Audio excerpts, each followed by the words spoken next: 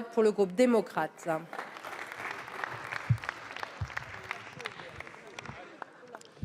Merci Madame la Présidente. Monsieur le ministre de l'Europe et des Affaires étrangères, 1277 jours d'emprisonnement arbitraire en Iran, dans des conditions inhumaines, privés de leurs libertés les plus fondamentales. Aujourd'hui, c'est un immense soulagement. Cécile Coller et Jacques Paris sont en sécurité à la résidence de France à Téhéran. Je veux d'abord avoir une pensée pour eux, qui viennent de passer leur première nuit hors de prison. Ensuite, une pensée particulièrement émue pour leurs familles et toutes celles et ceux qui ont lutté pour toujours continuer d'espérer. La dignité de leur combat durant plus de 3 années m'a profondément marqué.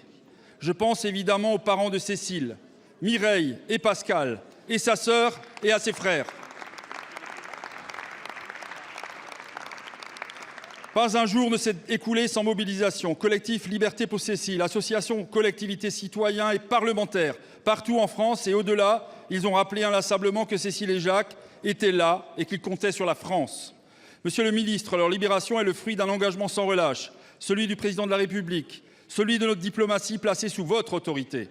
Une diplomatie toujours fidèle à ce que notre pays a de plus noble, la constance, le courage et l'honneur de servir la France et ses ressortissants. Nous les attendons maintenant ici, tout particulièrement en Alsace, chez Cécile, où chacun depuis hier soir est sous le coup d'une immense émotion. Monsieur le ministre, quels ont été les efforts déployés pour parvenir à cette première étape et comment obtenir désormais ce retour tant attendu de Cécile et Jacques en France? Merci beaucoup, monsieur le député. La parole est à Jean-Noël Barrot, ministre de l'Europe et des Affaires étrangères.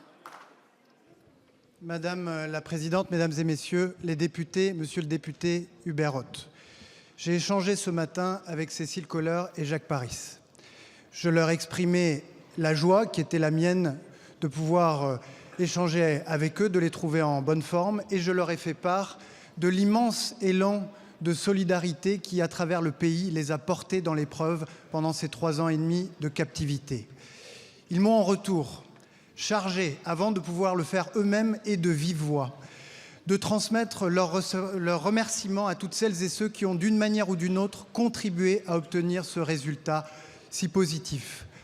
À commencer par les agents du ministère de l'Europe et des Affaires étrangères, dont je veux saluer le dévouement et l'excellence dans l'exercice de leur mission, mais plus largement les services de l'État placés sous l'autorité du Premier ministre, les collectifs, associations qui, partout sur le territoire national, ont porté les visages de Jacques et Cécile, et enfin les parlementaires, dont vous êtes les parlementaires alsaciens, la présidente de l'Assemblée nationale et plus généralement toute la représentation nationale qui n'ont jamais baissé les bras. Alors oui, c'est une très bonne nouvelle qu'ils puissent être aujourd'hui en sécurité à la résidence de France au regard des conditions indicibles de leur captivité jusqu'alors, mais ça n'est qu'une première étape sur le chemin qui doit nous conduire jusqu'à leur libération définitive et jusqu'à leur rémission morale, car l'épreuve qu'ils ont traversée laissera évidemment des séquelles. Pourquoi nous avons envoyé dès hier une équipe de renfort qui, aux côtés de l'équipe de l'ambassade, les accompagnera dans les premiers jours